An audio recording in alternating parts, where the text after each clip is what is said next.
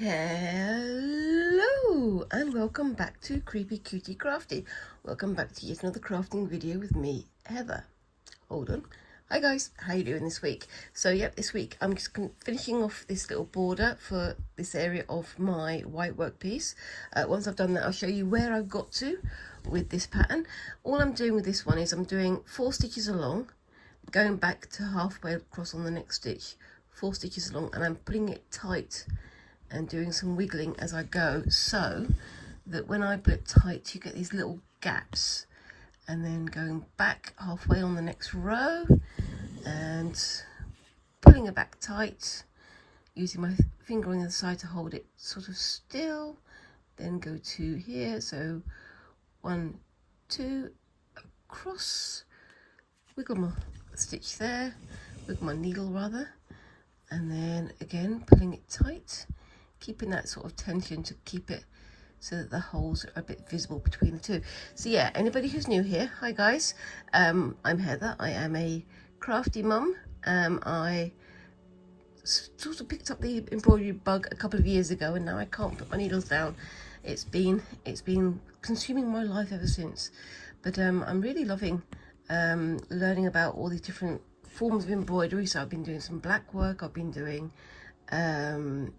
gold work. Here I'm doing some white work, some hard angle, which is what you see here.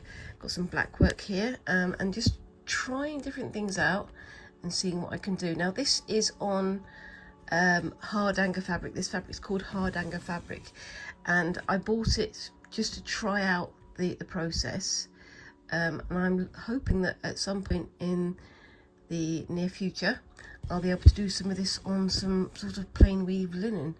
I've got some green linen that I'm aiming to turn into a sort of tunic top, so I'll have something nice and cool for the next summer. Now I'm on the corner here, so this is where things get a bit snarled up, so just gonna have to focus on my eyes a little bit. But yeah, no, I'm gonna have planning to do a linen tunic that I can wear next summer, so sort of help keep cool a bit. But I'm planning to add to it with some either white or black stitches to create something. I don't know what it's going to be, but it's going to be something. Right, so I'm there. I need 1, 2 stitches on that side. So on this side I'm going to need 1, 2, wait a minute, where am I? So 1, 2, 3 and 4, so I can go like that, put it back in through there, so I've got a nice little dent on the corner.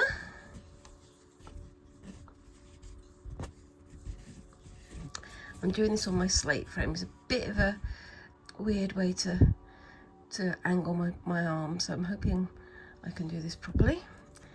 And then just pull that a little bit tight so it gets some shape onto it, and then I'm going to go, so we're going to come back down to here, that's fine, 1, 2,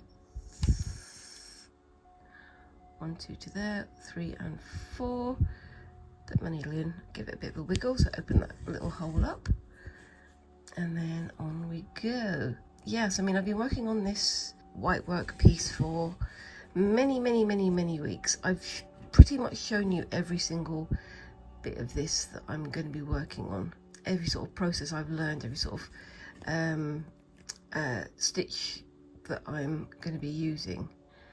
So what I'm going to do is I'm going to retire this from the screen, and I'll sort of do updates every now and then, because I don't want to keep going back over old area, and I'd quite like to get on something new with you guys.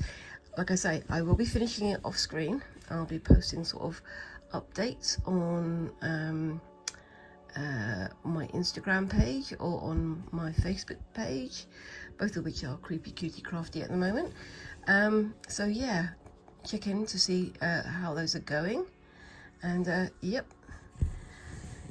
I'll be moving on to something new next week. I'm looking to do some not smaller, not like, you know, throwaway task. I'm just trying to do some more less complicated, less involved projects, because I want to do something a bit more sort of freestyle, I think, and something that I can pick up and put down. But I'll talk to you more about that when I get to it next week, I think.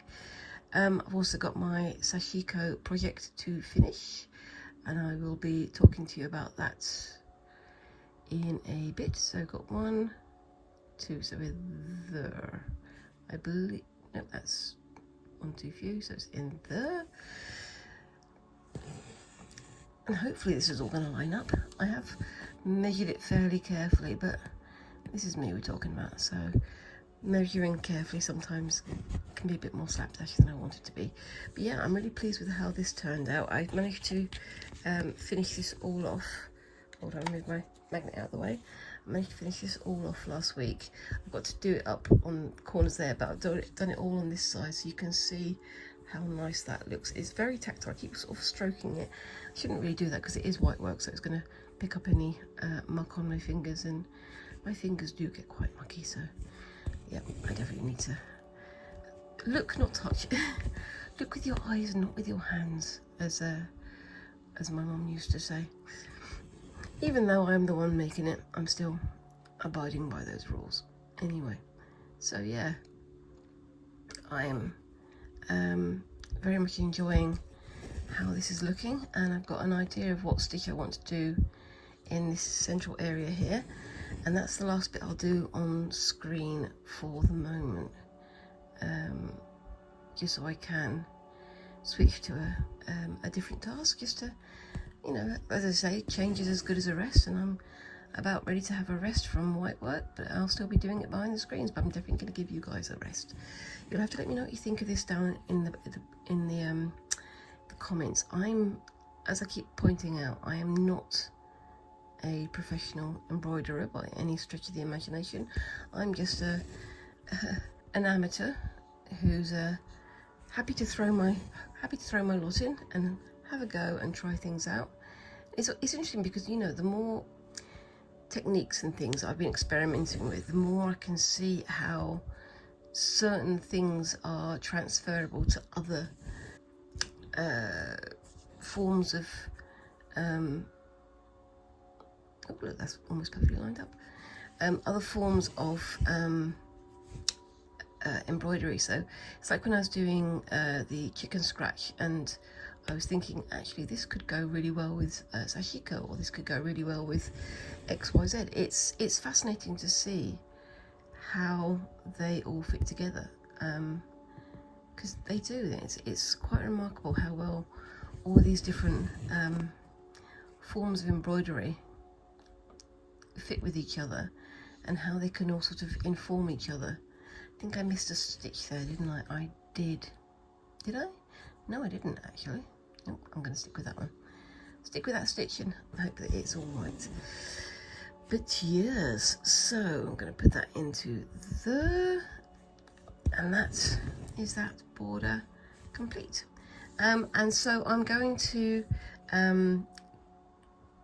after the end of this video, I'm going to go around and I'm going to iron this with some heat, so you can see some of these bits and pieces without all the purple markings, just so you've got an idea of where I'm going to go. And I did start doing some like basket stitch here, but I don't like how it looks. I think it looks too long, so I'm going to snip that back, just bring it back down to this white line, this line here, and see how we go with it. It's one of those things, I don't want it to encroach too much on this side, but also want it to be nice and solid. There is something else I'm going to do on the edge, but I'll do that once I've got everything else done, and I'll come back to it in a while, in a month or two, once I've got everything else done. But like I say, keep your eye out for any new projects, and yeah, we'll see how we go. Now I'm going to go back to my Whitework book over here. I'm going to move this back so I can show you. Oops, a daisy. So I'm going to go back to my Whitework book, my Lizzie Lansbury Whitework from the RSN, and the stitch that I'm going to attempt to do is this open trellis filling, which basically should wind up looking like that. But to start that off, I have to go to the previous page and do diagonal cross filling. I've never done this before. Wish me luck. This is going to be interesting because, as I say, I've never done it before, and I'm as you know, a bit of a nervous Nelly, so trying something new is sometimes a bit nerve-wracking for me, but we'll see how we go. So I'm going to start down here, and I'm going to do things back to front for the design. So it says come in there, and then it says to bring the needle up outside your outline, make a vertical stitch down over 6 threads. And I'm not going to do down, I'm going to, actually I probably will do down to make things easier. Oops, I'm completely off out of view for you, so let's start that again, shall we? So come in there, and I have come in a bit to start off, so I'm going to start by going down here, and then I'm going to go back and go up here and see if I can make that work. So it says start from there, and I'm going to go 1, 2, so it says 6 threads, so 1, 2, 3, 4, 5 and 6, so that should be there. Just check 1, 2, 3, 4, 5 and 6. There we go. Pull that through and pull it up tight. Count to the right 3, so 1, 2, 3, and then up 3, 1, 2, 3. There we go.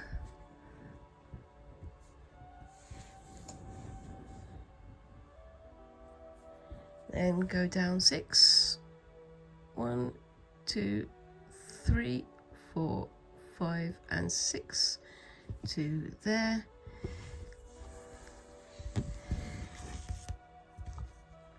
And then up 3 and across 3, 1, 2, 3, 1, 2, 3. Yep. So I'm going to pull these tight as I go. Then I'm going to start getting my needle in there and bringing those up as tight as I can. And you can see how it's starting to pull it apart. I've been working on this hard angle fabric for quite a long time, and it's starting to get age softened, but it's still in places quite thick and stiff, so it's getting easier to do this than it was earlier when I did the stitches in the center. So when I was doing those stitches, and again for those ones I pulled threads out as well rather than just putting the grain here. So let's just move you across. So just going to keep going down. So we've got 1, 2, 3, 4, 5 and 6, so into there.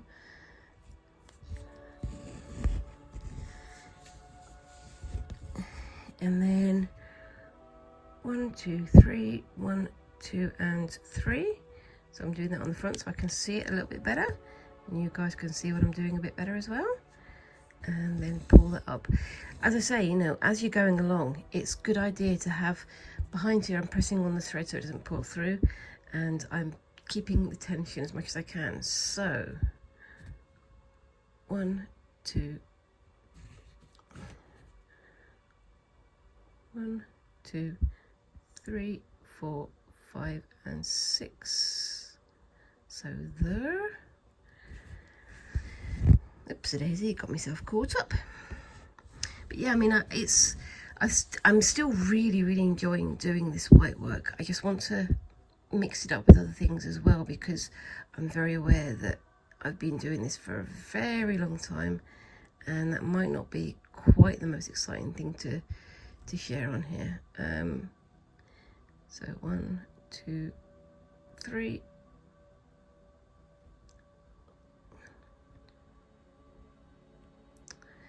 Oh gosh, 1, 2, 3. So there. I'm having a bit of a problem seeing things at the moment because this morning I had to go for an eye test. I've recently been diagnosed with having type 2 diabetes, so I've got to start checking 1, 2, 3, 4, 5 and 6, my eyes and my feet and all sorts of things. And this morning I was sent to do a diabetes eye test, and I didn't know, but they decided to put some drops in my eyes so I couldn't see anything, which was very helpful, especially as, you know, they didn't tell me in advance that that was what they were going to do. So I've had to wander around town for several hours, longer than I was intending to. 3, 4, 5, 6, and my eyes are a bit sensitive and watery at the moment, which is not ideal when I'm trying to do stitching. So 3 and 1, 2 and 3, so we're there.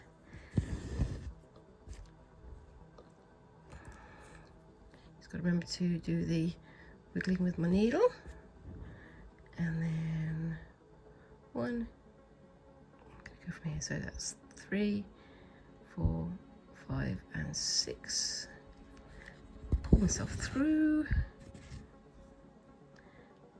and that's 1, 2, 3, 4, 5 and 6. The other reason why I want to change to something else is because most of my time doing white work has been me going 1, 2, 3, 4, 5, 6, 1, 2, 3. It's not the most scintillating of conversations, but you know, it's one of those things where I just think it's time for a bit of a change. Let me know, do you think that's a good idea? Do you think I should be sticking with doing this white work until the very, very end? Or do you think I should be switching things up a bit? It's very easy to sort of get stuck into one project and just lose yourself completely in it, which is exactly what I don't want to do when I'm presenting on YouTube. I love what I'm doing, but you know, once you've seen me do the same process 4 or 5 times, I think that's enough, really, isn't it? So yeah, so let's look. So 3, 4, 5 and 6. There we go. I'm getting there. And then 1, 2, 3, 4, 5 and 6. It looks wonky, but because I'm pulling it down, it's looking like it's off center, but it makes more sense once it's all been put together. I think it's working quite nicely. And there's a body descending the stairs. Hello, body. Hello. There we go. So that goes down. And now that we're at the end of the row, almost. 1, 2, 3, 4, 5 and 6 to there. And down we go. 1, 2, 3, 4, 5 and 6. Just double check that.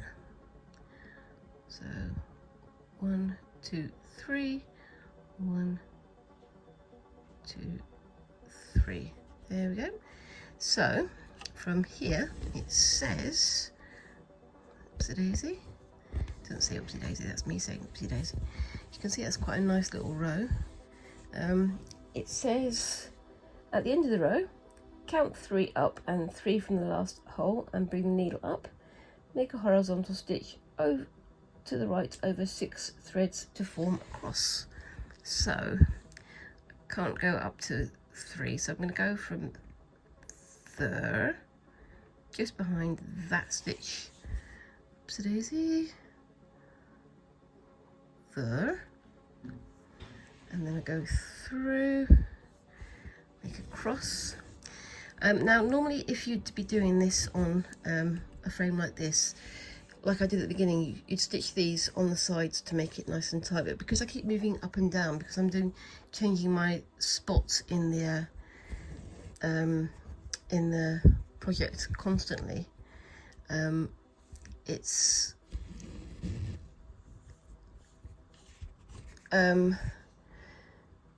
easy for me to hold it on the edge like this and then pull, so it doesn't get too distorted. It's yeah, it's one of those things where I'm having to work with what I've got. I might put some stitching around here later, so just to hold this in place, because I'm going to be doing so much on here that I think it's going to make more sense for me to have everything sort of restrained, held back a little bit. But there we go. But I think it's coming together. Yeah, it's looking pretty smart, I think. But yeah, I will do as much as I can of this off screen, and then I'll do a photo of the end of it at the end, as per usual. But yeah, I mean, it's the summer holidays, which, you know, it sort of suggests that you would have time off to do whatever you wanted to, but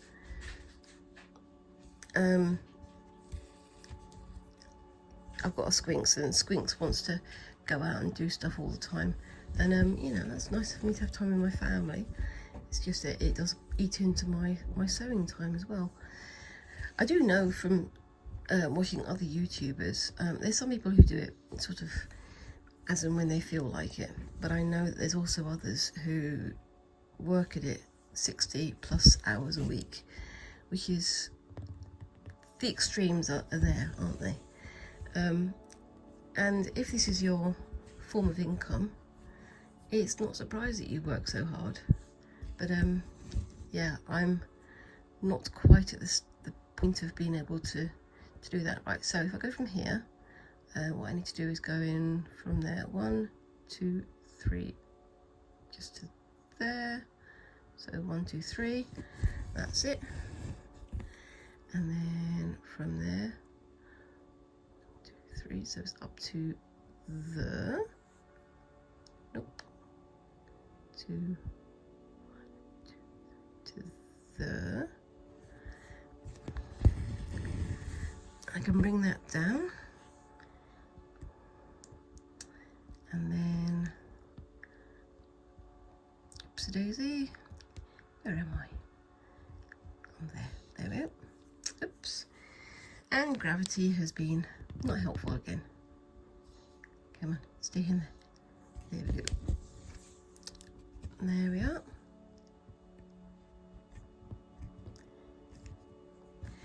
And that looks really nice and tidy. I think that's gonna look quite good. I wish I'd gone from the end now, but you know, again, I am living and I'm learning. And then I'm gonna bring that one into there, and I can start the next one of those. But what I'm gonna do is, it says that to do that for the, oops daisy, for the open trellis filling. So I've got to go from here, I've got to count up 6 rows. So 1, 2, 3, 4, 5, 6. So I'd come in, oopsie daisy, there, and I'll start doing a row going down this way. And then when I start doing the other one, I do some crosses over. This is leaving a space here so that I can just do that. So what I'm going to do is actually I'm going to go from there, I'm going to go up 2, 4 and 6, and because I've already marked out where that hole is, it makes it a little bit easier for me to find my way back to it. So there we go, and that means I've got some space there to pull down as well. So 1, 2, 3, 1, 2 and 3, there we go. And on we go. So 1, 2, 3, 4, 5 and 6, and just keep going like that. Yeah, so I'm almost at my half an hour with this one. I didn't think I was going to be able to get to the end of it, but you can see how effectively that is working, and I really like how it's starting to look. Still need to remember to come in every so often and do little wiggles with my needle to hold things out, to give them a bit of shape, and that will help to make it easier for the thread to pull it down. And then we go 1, 2, 3, 1, 2 and 3, and on we go.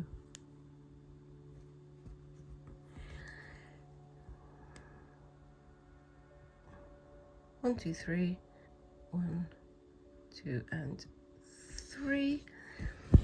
It's one of those things where I've noticed that once you get to a certain point, because it's pulling it down, you kind of think, is that row the top row, is that the row, because it's pulled it out of shape. But it makes sense when you get to it. So it's 3, 1, 2 and 3.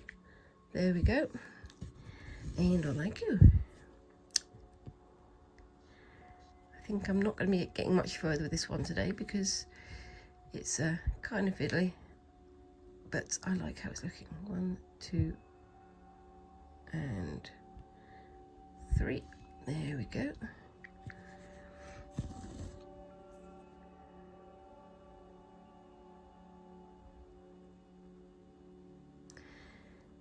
But yeah, there we go. I think I am very much nearly at my half hour. I hope you guys can see what I'm doing. It is teeny tiny, and this is one of the other reasons I mean, there are several reasons why I'm putting this on the side to do it behind the scenes, and I want to do something that's a bit more visible next time. That's one of the good things about doing the Sashiko project, is that it is a lot bigger. You can see the stitches, but with this I'm filming on my iPhone, and it's a teeny tiny iPhone.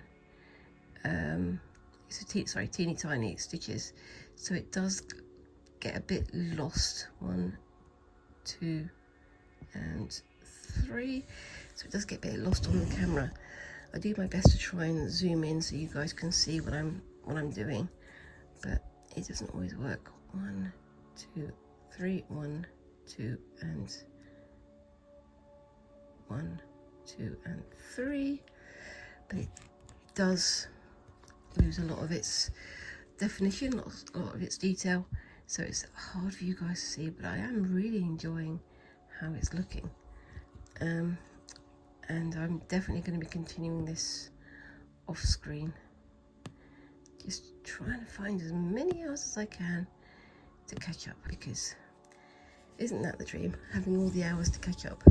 I'm still very much at the moment laid up after my back injury, but even so, I'm spending more time healing than working, but I'm still trying to get as far ahead as I can. But catch-up time is at a premium. There's never enough time in the day, is there? And even if I got all the things I wanted to done, there'd still be a mountain of other things that would take my eye. Like I said last week, I've got a notebook filled with ideas for projects and ideas for things I want to do, and even though it's already a very, very full list, I still have other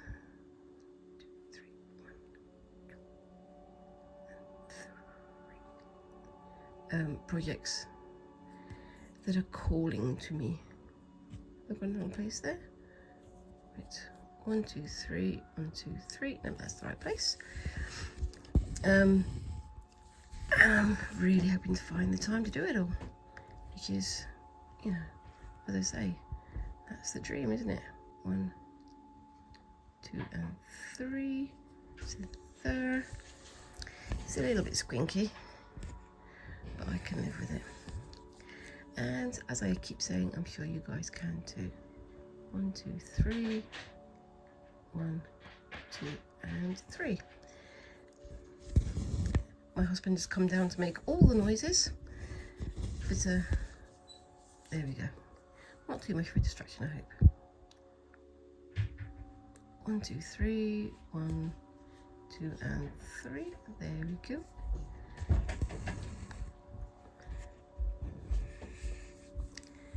And then that goes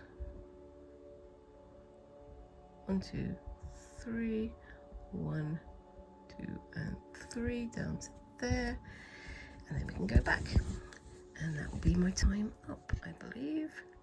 So 1, 2 and 3, so going into there, put myself nice and tight, and then just make my way back up to the top.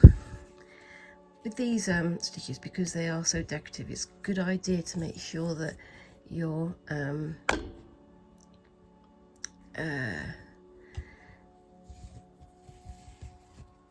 going the same way on all of them. So I was thinking of doing the next row of these one going in the opposite direction, but it wouldn't make sense.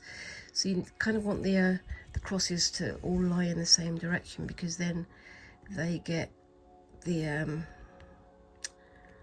they catch the light in the same way, and it's kind of a more pleasing finish. I mean, you could go more higgledy-piggledy if you want to, but in this instance I'm trying to avoid the old higgledy-piggledy design.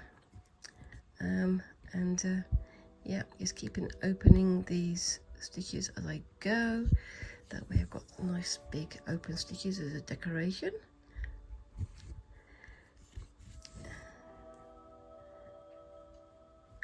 And on I go. I mean, it's interesting, because I mean, I was reading the hard anger, the Whitework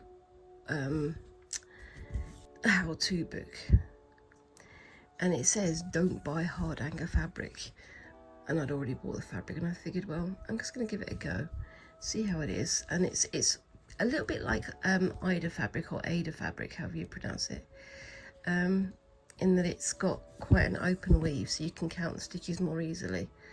But I think it's turning out really quite nicely. I do like the effect of both the white and the black on the white fabric. I think it's looking pretty good. And then I'm coming up to there, and up to there, and into there, and I think that's that bit done. And I will come back in and do the rest of this off screen and take a photograph of it for the end of the video, so make sure you keep your eye out for that one. So yeah, I really like how that's looking. But yeah, like I say, I'm going to be retiring this from showing it on the screen, you know, do the progress whilst I'm behind the camera, but keep your eye on my Instagram and on Facebook, and I'll obviously post updates here on YouTube as well. So let me know what you think of that so far down in the comments.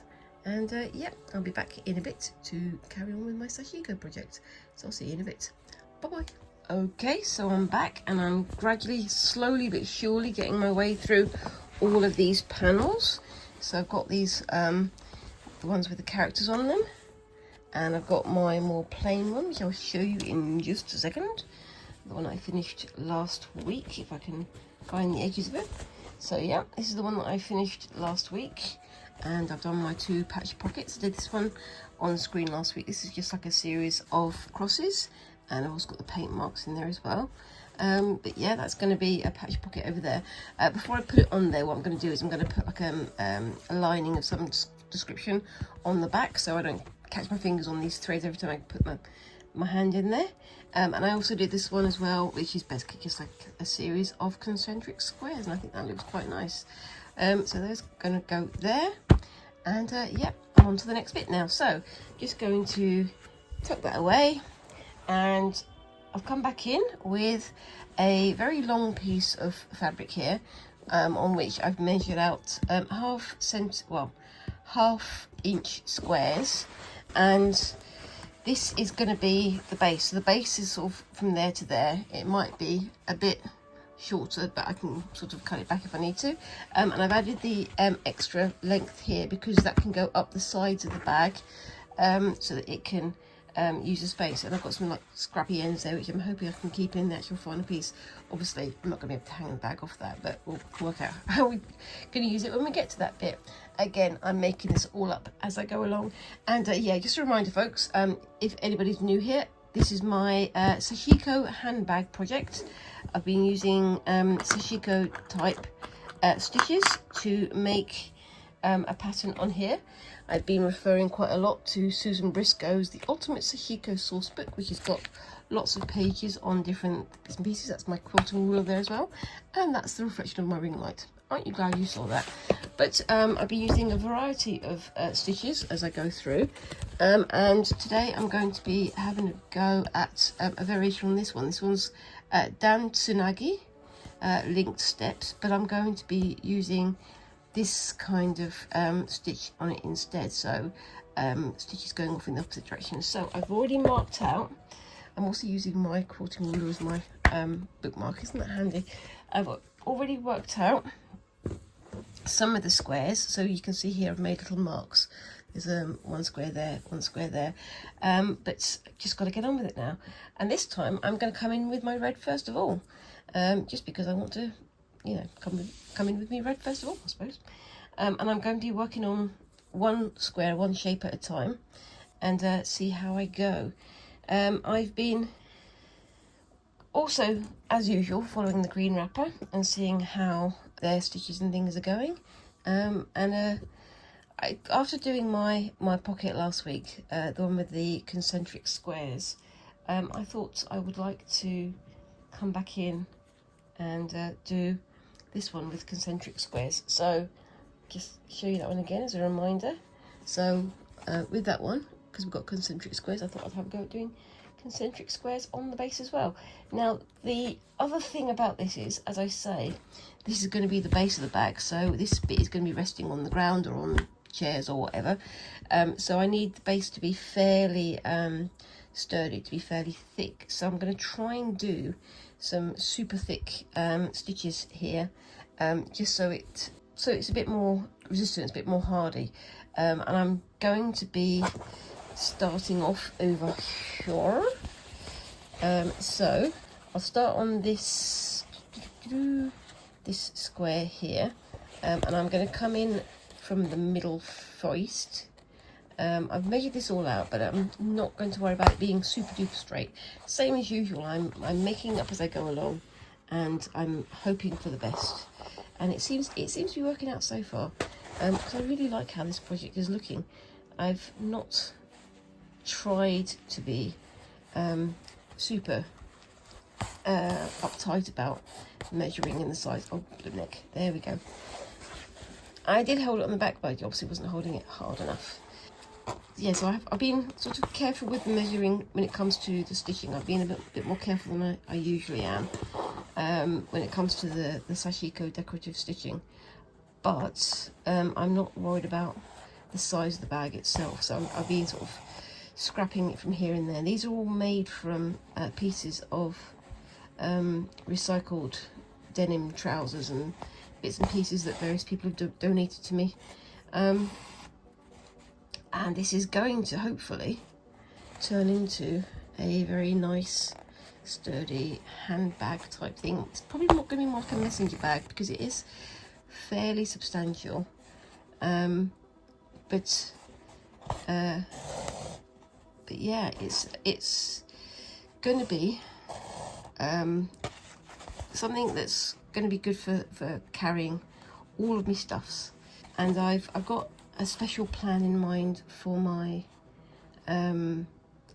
for the strap for this bag, but we shall see when we get to it.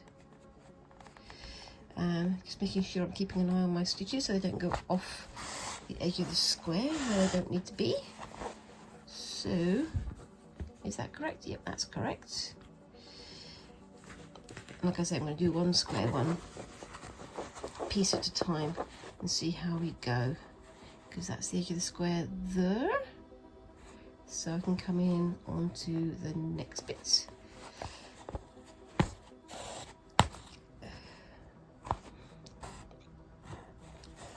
And squiddle around.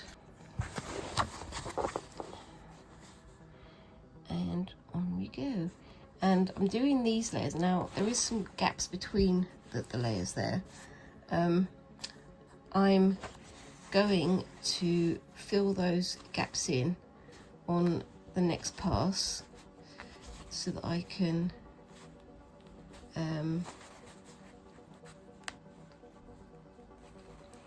thicken up the lines so that it's, yeah, as I say, so that the stitching is as substantive as possible. Okay, so that's gone through, that's fine. And whilst I was doing my little patches, the little bits and pieces I made last week, I did have a go at doing some palm thimble using, and I think I've not cracked it, but I'm getting better at it, and I'm getting better than I was, and that's the main thing, isn't it? So come in there, and again, I'm not worrying too much about the stitch lengths here. I want it to be sort of again, higgledy-piggledy, but it is coming through quite nicely, I think, and I'm not pulling it too tight because I've got that little loose bit underneath, or at least I did have a loose bit. Let's pull you back through, just so that it doesn't tighten itself up as it goes through. And I'm just gonna fill the square like that. So where did I go last time? Which end am I at? I am at that end. So coming in again here. And get myself a knot. Like I keep saying, that's the thing about Sashiko thread, is it's designed to catch. It's designed to be grippy so that it grips the fabric that it's going through. And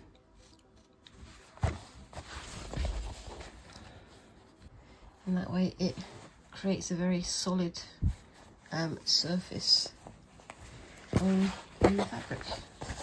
I mean, Sashiko is mostly used to repair bits and pieces of cotton fabric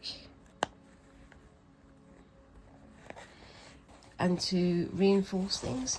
Like I said before, like I mentioned before, the firefighters' uniforms, their outfits, they were very much reinforced with Sashiko stitching and lots of layers of fabric, and that meant that the tops, the outfits, could be soaked in water, so they had a little bit more fire resistance when they were going in to fight fires, which is a very, very clever thing to do. And I've seen some of the Sashiko patterns that they've done of like gods and protective charms and things, and they're amazing. And yeah, one of the things I really do enjoy is going back and seeing the different like fabric cultures of the different civilizations and different times throughout history where these things were made, and they're just incredible. And the definitely labours of love rather than because they had to in many cases, but definitely had a purpose as well. So, you know, fantastic crafts people, and very much worth celebrating, I think. Anyway, so yeah, what have we got coming up? So we've got, like I say, I've got a lot of projects that I'm going to be trying to catch up with. I'm going to be doing my Whitework off screen so that I can catch up on that and get it as far ahead as possible so I can get it back on screen and show you it done sometime, hopefully in the next few weeks / months. It's again one of those things where Heather's come in and predicted, oh, this will take me a couple of weeks, and it's taken me months now to get it done, and it's still not done, and I want to get ahead. I mean, I've had some time off work for my back injury. I don't know how much better my back is getting, but it's taking its time. that I want to be back up and ready for work as soon as I can. I've had enough of exercising in the gentle way. I want to get back and do work at work. You know, I want to be active in my job and things. But it'll be ready when it's ready. Can't hurry the healing, can we? But I was hoping to use more of the time at home between like videos to catch up on what I'm doing, what I'm making. But it's not turned out like that, because one of the other things about doing this kind of thing is that you are sitting in the same position for quite a long time, so you've got to be careful about sitting in a position where your back will get frozen again, or at least I've got to be careful about it. Yeah, making sure that I get up and walk and get up and do all the things that keep my back semi-mobile, and hoping for the best. Okay, that's looking pretty good already. My stitches aren't super tiny or regular here. That's partly because I'm stitching through denim, and denim by its nature is fairly robust. So when you bend it, when you fold it, you're either going to catch one tiny stitch or a whole clump of weave. So it becomes much more difficult to get controlled stitches in that way, because I mean, again, trying to use my palm thimble, trying to use it correctly, and trying to make sure that I do a good show here.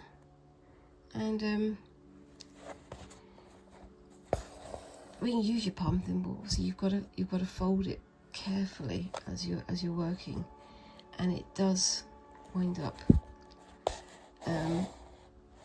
doubling up a bit too much. It gets too thick, so you wind up making, well, at least I wind up making much thicker stitches than originally intended. I want to try, I've done a lot of Sashiko on denim.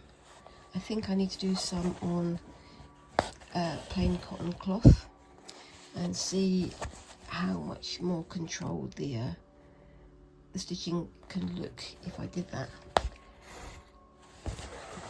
because then it would be much easier to fold the fabric as I'm working on it.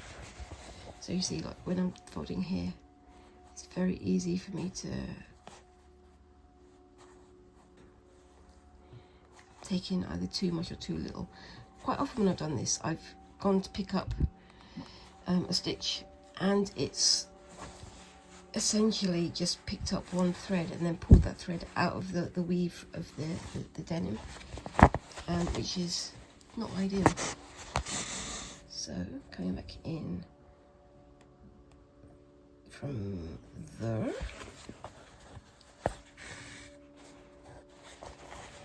again pulling that loose on the back so we don't have too much tightness going on.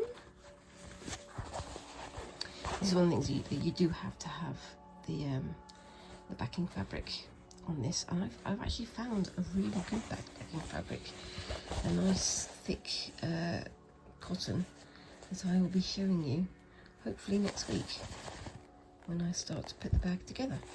I've also got to do a top panel, so where the top of the bag joins at the hinge, because of course bags have hinges, but at the top where it sort of flops open.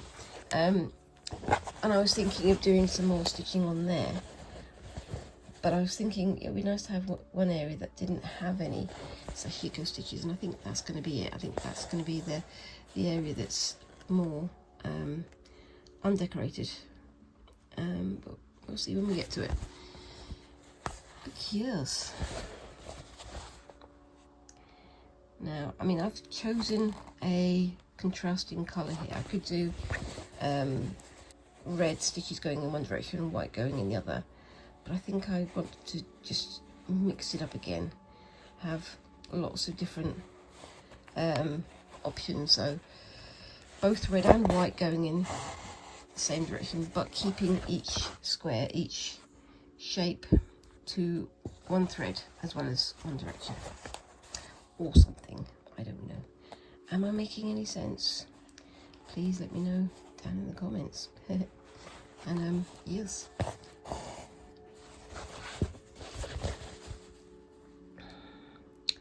Yeah, I've used a heat erasable marker to mark these squares out. It's still something of an annoyance for me to use the heat erasable pens, because they are fairly unreliable. They run out of ink super quickly. I've been using the white marker a bit more, the friction marker, because it uses less ink, but at the same time it has its drawbacks, because you have to wait for the ink to appear. You have to wait for the lines to appear after several seconds, and sometimes you find out that you've marked it wrong, or at least I find out I marked it wrong, and it becomes a bit frustrating. I was thinking about using something like a hero marker, one of those ones that uses a crease line to show where you're going, but on something as complicated as this, I didn't think that those marks would last all that long. Good for centre markers, good for single markings and things, but not super effective, I don't think. I could have used chalk as well, but again, chalk, it rubs off and it gets everywhere. And unfortunately, me and my family, we are a bunch of asthmatics, so having extra dust in the house for any purpose doesn't seem like a great idea. It's not something I want to trigger. Okay, so I've pretty much got to the end of this square, so I'm going to tie this off and come back for the next bit in a bit. Actually, no, I won't. What I'm going to do is I will jump from that square to that square there. So I've got a row of squares going around the outside there, then another row of squares going around the outside here. And this is the one that I'm going to be doing next with the red thread. But I'm going to just tuck the thread over here for the moment, whilst I go and sort out a white thread. So I'll be back in just a sec. See you in a sec. Okay, so I've already started the next line there, and I'm just making sure it's all nice and tied off. And as I say, this one's going to be in white stitches, so just making sure I'm keeping tabs on where everything is going, and it's going in the opposite direction, so it's not the opposite sort of layout to the red. So it's a contrast, not just with colour but also with the layout, so that should be nice. And yes,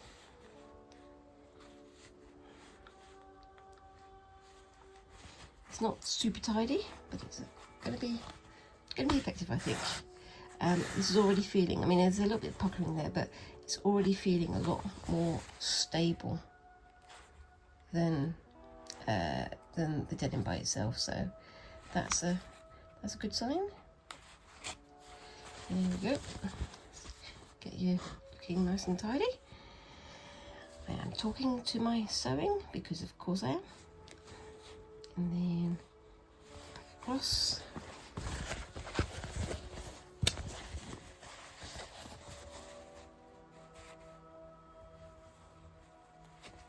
And keep going to the end over there.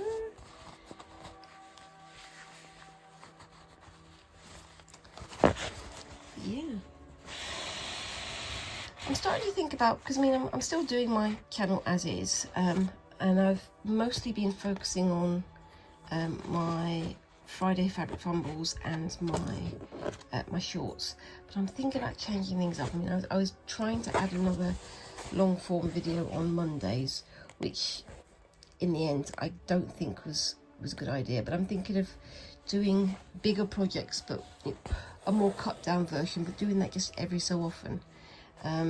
So keeping up with my Friday Fumble, so I can keep my regular schedule, but then start bringing in occasional videos on other days or other projects that I get done. Obviously this does require me to suddenly have an awful lot more spare time than I've got out, but I'm still trying to rearrange things in my home and in my life so that I can get more things done. It's been a bit of a frustrating few weeks with my back going out, so I'm trying to catch up with everything again. And back pain is just the worst.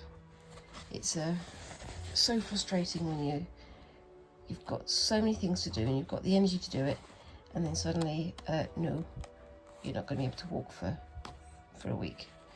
But yes, I know I shouldn't really complain. There's an awful lot of people who've got an awful lot worse than I have, but at the same time I still would like to have a bit more life in my life.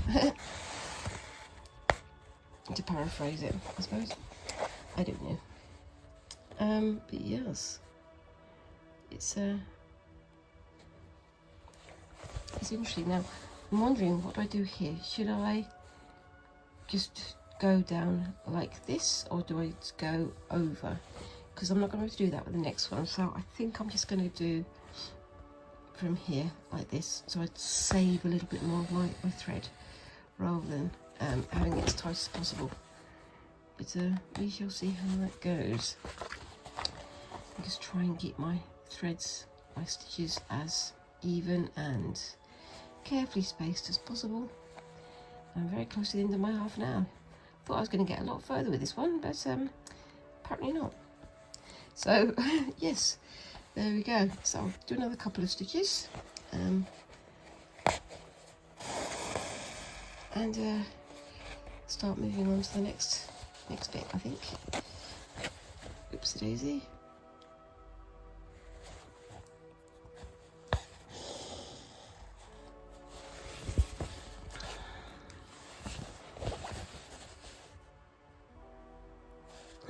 Back in again.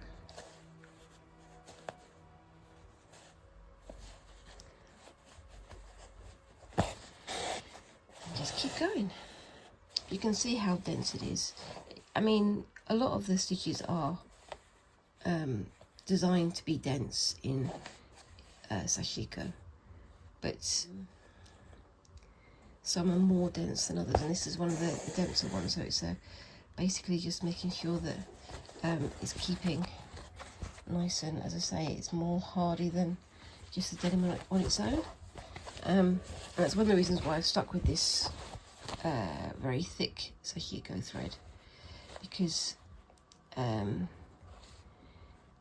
it's also more hardy. It's more what's the word, more rugged, not rugged, more, oh my gosh, my words are failing me again, more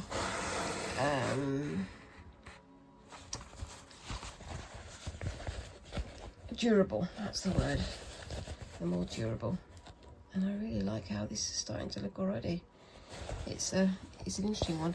It's going to be interesting trying to do white stitches going in the opposite direction to other white stitches, which is, you know, it's going to happen somewhere in this design. I don't know quite where, but at some point it will. And someone's playing very loud drumming music somewhere. I hope that's not getting on the camera, because that's going to be problems with the copyrights and things. But we'll see. Anyway, I'm going to call it a day there. And I'm going to try and get this entire thing done as quickly as I can over the next few days and come back in with that next week. I like how that's looking already though, don't you? I think it's going to look quite nice once it's all come together.